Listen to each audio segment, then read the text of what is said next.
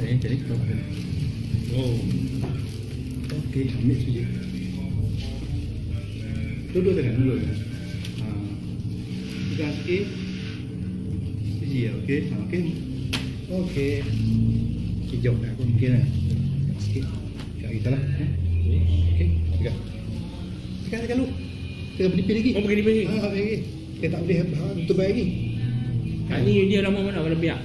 Mana? Ada yang lembut sangat. Bergantung pada kan tepung. Kalau tepung ni lembut, kalau biak dia lama lagi lembut aja.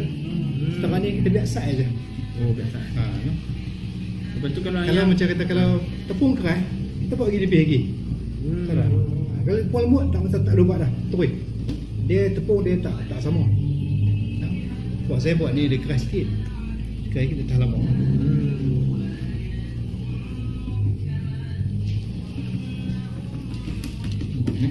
Kita kena pilih sikit lah. Ada tak? Okey. Lepas tu kita tengok. Ambil dapat tangan, cok ni. Mana masak tu lebih kurang lah. Tak ada balance sini sikit lah. Okey boleh. Okey dah. Pegang tangan kanan ni. Pegang. Ni jeruk. Pegang tangan kanan. Pegang tangan kanan ni. Pegang kanan. Cubit. Okey. Suar masuk. Okey. Terbalik tangan. Macam tu. Sikit. Okey. Okey move. Main badan sikit.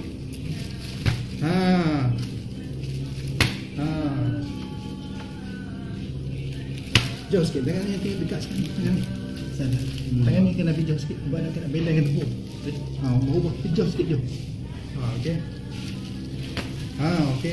Lagi jauh sikit tangan kanan. Tangan kanan jauh lagi sikit. Okey. Tangan kanan dia dekat sangat. Tangan kanan. Tepung kawan dia dekat. Dah pergi jauh sikit. Masa kita nak angkat tu tangan kanan ni, kita pergi jauh sikit. Depan ni. Depan sikit, jangan dekat sangat. Bila dekat sangat, dia tak seimbang tepung. Ini jadilah. Nampak? Lagi saya tak kita lagi. Hanya tembak dulu noh. Boleh. Banyak sekali lagi ke boleh kita lagi.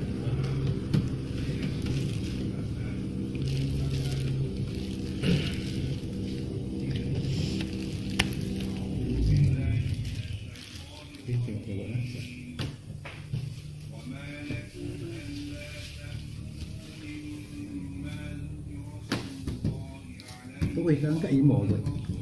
Dia tak kesan jari.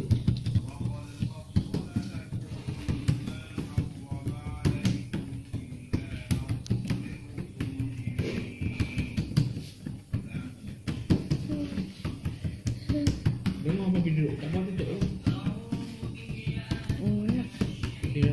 Okey, sekarang ni pegang suar jari. Jangan tarik lah. Terus. Ni tinggi sikit. Nampak?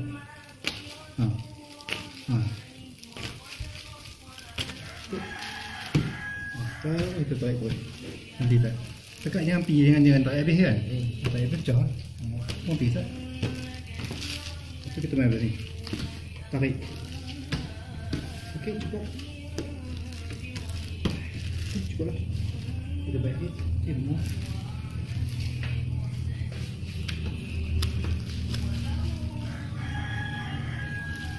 Belon ni kena pecahkan sikit. Kalau banyak